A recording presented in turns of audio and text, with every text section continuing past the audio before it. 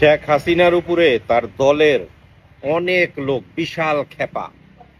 কেন খেপা জানেন? সালমান এফ রহমানের গতকালকে ছবি দেখলাম। ওরে আল্লাহ, কি অবস্থা!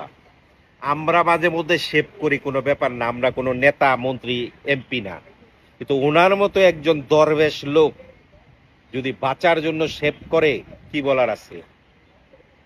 সাথে শুনলাম ওনারে নাকি যখন কোস্টগার্ডে ধরতে গেছে ওনারে চিনতেই পারে নাই।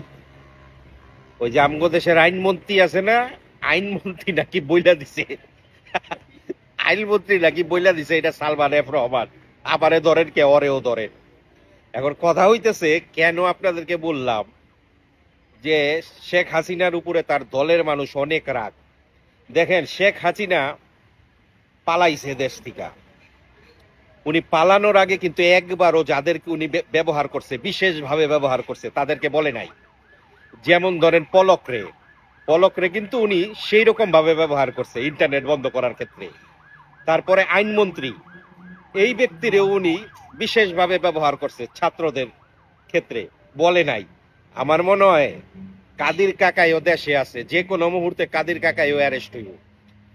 আর কি বলে, বাকি যারা আছে ধীরে ধীরে একজন করে অ্যারেস্ট হইব। এখন এরা সবাই এদের আত্মীয় স্বজন কিংবা এদের বন্ধু বান্ধব যারা আছে, এরা কিন্তু হাসিনার উপরে কঠিন খেপা, মানে আমরা বলি খার। কেন বলি, যে উনি যেদিন পালাইছে এদেরকে কিন্তু একটা ফোনের মাধ্যমে জানাইতে পারতো যে আমি আগামী 1 ঘন্টার মধ্যে পালাইতেছি, 2 ঘন্টার মধ্যে পালাইতেছি, তোমরা ব্যবস্থা করো। বিশেষ করে মন্ত্রী মিনিস্টারের বিভিন্ন দেশে যাইতে ভিসা লাগে না। ডিপ্লোমেটিক পাসপোর্টে অনেক দেশে এরা ভিসা ছাড়া যাইতে পারে। বিশেষ করে মনে করেন কম্বোডিয়ায় তো পালাইতে পারতো, ভিয়েতনামে তো পালাইতে পারতো, এইসব দেশে তো ভিসা লাগে না। এরা তো এইসব দেশে পালাইতে পারতো। বিশেষ করে ইন্দোনেশিয়াও কিন্তু পালাইতে পারতো, ভিসা লাগে না। ডিপ্লোমেটিক পাসপোর্টে ইন্দোনেশিয়া ভিসা লাগে না। আবার ভাইবেন না যে আপনি আর আমি ইন্দোনেশিয়া ভিসা ছাড়া যাইতে পারো, জি না। ওই দিন আর নাই, ওই দিন শেষ। আজকে থাইল্যান্ড এম্বাসিতে গেছিলাম, 6 জন বাংলাদেশের ভিসার জন্য রিজেক্ট করছে। কেন করছে জানেন? একবারে সোজা, ব্যাংক স্টেটমেন্ট নিয়ে যায় নাই। 3 মাসের ব্যাংক স্টেটমেন্ট লাগবো, সেই জায়গায় মাত্র 3000 রিঙ্গিত থাকলেই ভিসাটা দিয়ে দেয়।